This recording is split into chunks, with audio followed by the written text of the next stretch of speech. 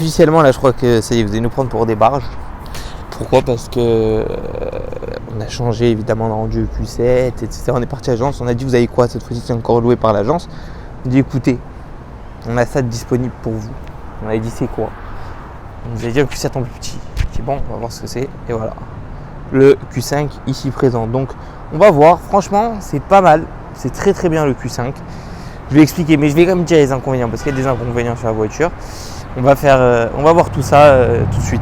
Mais voilà, mais c'est marrant quoi. Je veux dire, on est passé du Q7 au Q5. Bon, c'est bien, avant de repartir, on repasse un peu à la normalité parce que les voitures à l'avance et tout, ça commence, et les voitures de sport, ça commence à faire un peu trop. Q5 de 2019, la voiture est quasiment neuve, hein. Elle a 4000 km au compteur. Bon, blanche, comme ça, c'est classique, hein. Les jantes, classiques, traditionnelles. Vide teinté à l'arrière, toujours très important. Vide teinté à l'arrière, sur la lunette arrière. Les plaques de Miami, Sunshine State, ça veut dire le rayon de soleil, voilà, la région rayon de soleil. Quattro, cadre motrice, très important.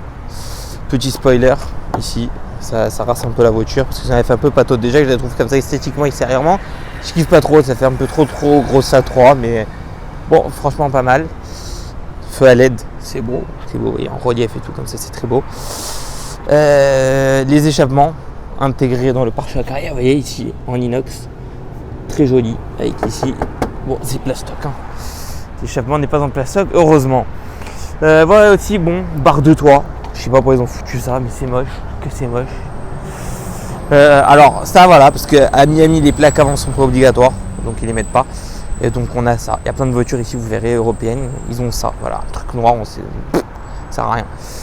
Bref, calandre très jolie, hein. J'aime beaucoup cette calandre ici avec cette petite partie là, en plus c'est beau, c'est propre, c'est comme j'aime. On voit tout de suite on va faire à l'intérieur. Intérieurement, la clé 1 c'est la même à l'identique que le Q7, pas mal, franchement, bon, c'est une bonne prise en main. Déverrouillage du véhicule. Donc attendez, on va commencer par le coffre, parce que sinon on va jamais s'en sortir. Le coffre, bon bah très bien, hein, qui fait largement l'affaire en toutes circonstances. Et machin, etc. Alors là forcément vous voyez on voit déjà la différence avec le Q7 hein, au niveau de la définition. Cette voiture c'est un Q7 en appauvri. Et hop, on referme. Alors vous voyez c'est marrant parce que on faisait le constat, parce qu'aujourd'hui on est sorti en famille, bah, que finalement le fait qu'il soit plus petit c'est plus adapté. Vous voyez l'arrière c'est marrant. C'est beaucoup plus petit que le Q7, donc on pourrait tout de suite dire beaucoup moins bien, mais c'est plus cocooning. Dans le Q7 il y avait une sensation trop grand. On n'était pas bien à cause de ça. Et là, alors finalement on se sent bien. On se sent bien dans cette Audi à l'arrière. C'est ça, franchement, l'habitabilité, j'aime beaucoup parce que c'est pas trop gros à l'extérieur. Et bon, il n'y a pas trop grand pour une Miami. Vous voyez, avec les petites hélices de l'arrière, c'est bien pensé. Toujours le petit accoudeur Audi. Alors, même identique que dans le Q7. Vous voyez, bon, c'est cette magnifique sellerie. Couleur claire, crème, j'adore. Pareil ici, insert de bois très joli. Aluminium brossé, plastique moussé. Et du cuir à profusion. Ah, cette fois c'est pas du Bose, hein. C'est Djerba, c'est pas du Bose. Les places avant, donc les places avant, on est dans un Q7 en plus simple. Pourquoi je dis ça? Je vous explique tout de suite. Alors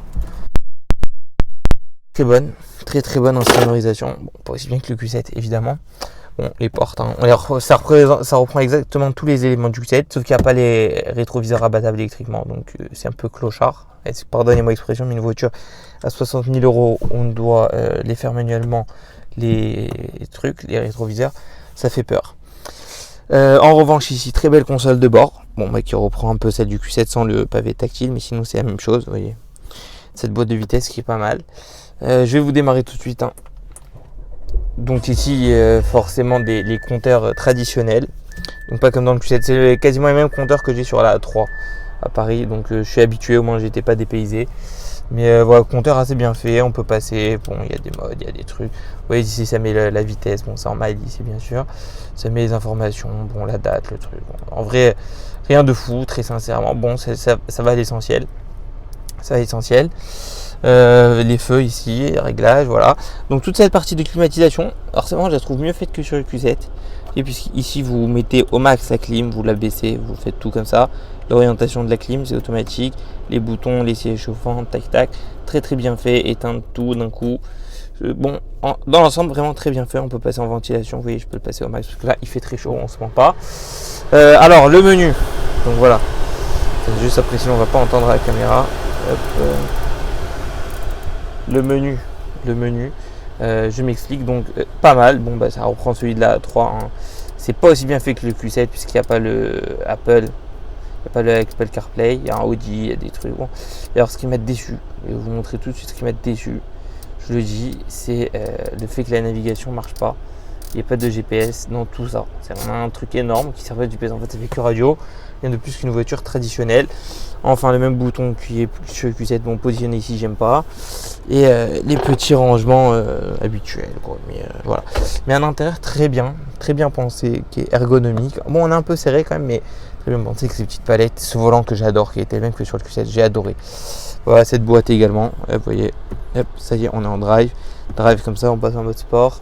Ah oui, aussi les modes, différents modes. Ici, on choisit ici, vous voyez. Donc on a auto, individual, off-road pour le 4x4, confort, dynamique pour la route. Moi, je roule tout le temps dynamique, c'est mieux.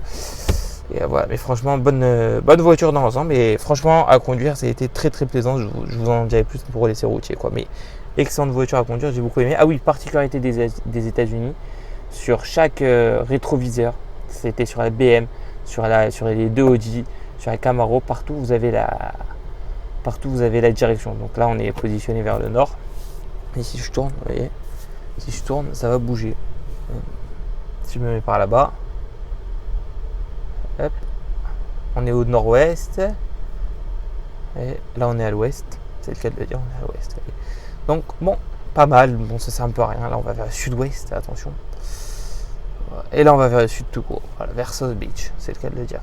Bon, c'est pas mal, mais c'est bon. Je comprends pas pourquoi il y a ça dans toutes les voitures ici. On dirait qu'ils se font encore avec la boussole.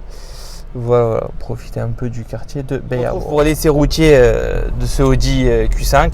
Donc très très bonne voiture, voilà, sur la route peut-être même plus agréable que le Q7 puisque bon il est plus maniable au vu du gabarit, etc. De très bonnes accélérations, vous pouvez constater. Vous voyez, avec de très bons freinages, puisque là on est en plein Bay Harbor, c'est assez résidentiel. Justement, finalement ces voitures c'est assez bien parce que c'est assez petit, ça a de très très bonnes reprises, c'est très flatteur au niveau de la reprise. C'est vraiment, on a des accélérations qui sont vraiment, on est pas du tout ridicule par rapport aux autres voitures. Je la trouve plus sportive que le Q7.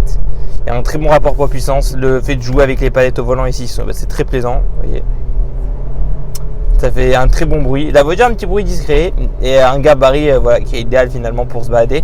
Voiture, je pense qu'il pour Paris en fait juste idéal, hein, parce que voilà, on a l'impression d'être dans une A3 surélevée, un peu plus grand et un peu plus sportive évidemment. Et voilà, la voiture, vous voyez, elle s'intègre parfaitement dans la circulation, elle épouse bien la route et voilà, c'est assez plaisant, vous voyez. Vous voyez, donc après on pourrait passer du temps à vous remontrer la planche de bord qui est très jolie, surtout là en début de soirée. Mais bon, on l'a déjà fait, la présenter à planche de bord. Et voilà, donc pour le bilan, on voit vraiment excellente voiture que j'adore, très plaisante à conduire, peut-être même mieux que le Q7 finalement. Et voilà, voiture que je recommande vivement, etc. Et qui reste, bon, donc par rapport aux autres voitures qu'on a essayées là durant ces voyages, puisque c'est la dernière, c'est qui est plus accessible hein, forcément. Quoique la Camaro, je sais pas, mais en tout cas très très bonne voiture que je peux que recommander. Et voilà, très maniable. Après voilà, c'est comme le Q7 c'est un costume qui est pas slim, le Q5 c'est un costume qui est slim, si je puis dire. Donc ce qu'il faut se dire c'est que voilà, c'est vrai que le pas slim c'est un avantage qu'on est à l'aise, etc. Mais le slim, bon bah voilà, forcément c'est plus classe, ça passe partout, etc. Et donc c'est plus maniable au quotidien. Donc je pense que c'est le mot de la fin sur la conclusion de la série des 2 4x4 Audi que j'ai pu essayer durant ce voyage. Voilà. Bon, à plus tard pour de nouvelles aventures.